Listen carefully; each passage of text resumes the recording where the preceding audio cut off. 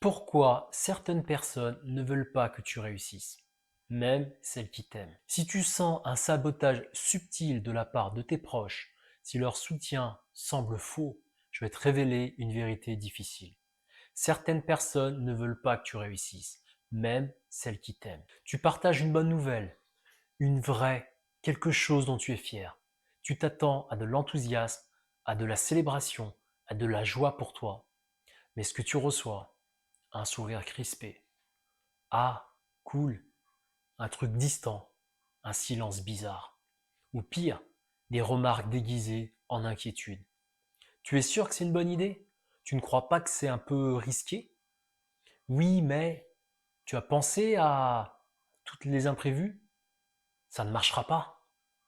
Chaque victoire que tu partages est accueillie par du doute, de la minimisation et de la peur projetée. Et toi, tu te sens seul, incompris. Peut-être que tu te dis, ce sont mes amis, ma famille, mon partenaire. Ils sont censés être contents pour moi. Laisse-moi dire une vérité que personne n'ose dire. Certaines personnes ne veulent pas que tu réussisses. Pas par méchanceté, mais parce que la réussite les dérange. Voilà pourquoi. Quand tu évolues, tu changes. Et le changement menace le cerveau des autres. Les gens autour de toi ont une carte mentale de qui tu es, de ta place, de ton rôle dans leur vie. C'est lui le gars sympa, mais qui ne réussit jamais vraiment. C'est elle la copine à qui on raconte nos problèmes. C'est mon frère, c'est celui qui galère. Cette carte les rassure. Elle est prévisible, stable et confortable. Mais quand tu évolues, quand tu casses leurs cartes, leur cerveau panique. Attention, changement, incertitude égale menace. Et inconsciemment, ils vont tout faire pour te ramener dans l'ancienne case. Celle qu'ils connaissent, celle qui ne les menace pas. Pire encore, ta réussite leur renvoie leur stagnation. Si toi tu oses, si toi tu réussis, si toi tu changes, ça signifie qu'eux aussi pourraient, mais ils ne le font pas. Et ça fait mal.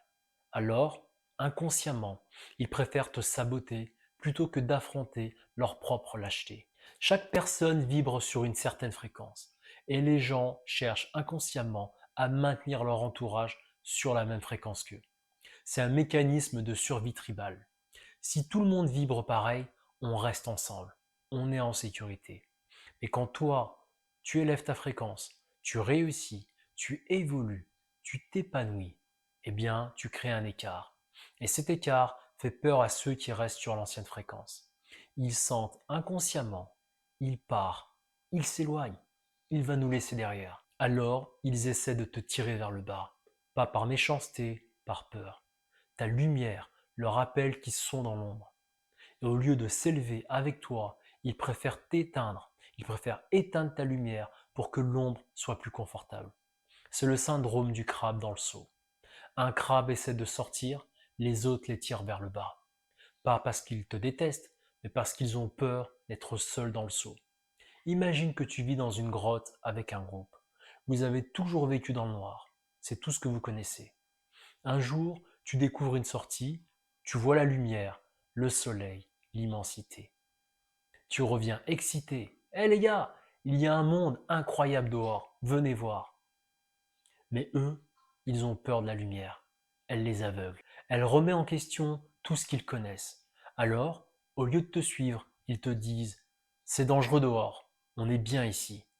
Tu vas te perdre, reste avec nous. Et si tu insistes pour sortir, ils te traitent de fou, d'arrogant, de traître. Pas parce qu'ils te haïssent, mais parce que la liberté leur rappelle leur propre cage. Comment gérer ce sabotage de l'entourage? Clé numéro 1. Accepte que tout le monde ne viendra pas avec toi. Ton évolution va créer de la distance. Certaines personnes ne voudront pas ou ne pourront pas suivre. Et c'est ok. Douloureuse, mais ok. Arrête d'essayer de les convaincre. Arrête d'attendre leur approbation. Évolue. Ceux qui doivent partir partiront. Ceux qui doivent rester s'élèveront avec toi. Fais confiance au tri naturel.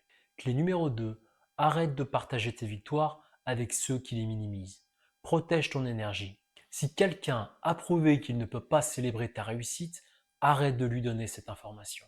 Ce n'est pas leur refuser ta vie, c'est protéger ta flamme du vent. Partage tes victoires avec ceux qui les amplifient. Garde le silence avec ceux qui les éteignent. Clé numéro 3. Comprends que leur sabotage parle d'eux, pas de toi. Quand quelqu'un projette du doute, de la peur, de la minimisation, ce n'est pas un commentaire sur ta capacité, c'est un reflet de leur propre limitation. Ne l'internalise pas, ne le crois pas. Vois-le pour ce que c'est, leur propre peur déguisée en conseil. Dis merci et continue ton chemin. Certaines personnes ne veulent pas que tu réussisses, même celles qui t'aiment. Pas par méchanceté, mais par peur, par limitation, par confort dans la stagnation collective. Le jour où tu acceptes cette vérité, tu arrêtes d'attendre leur permission, leur validation, leur enthousiasme. Tu évolues malgré leur résistance et tu trouves la vraie tribu, celle qui s'élève avec toi.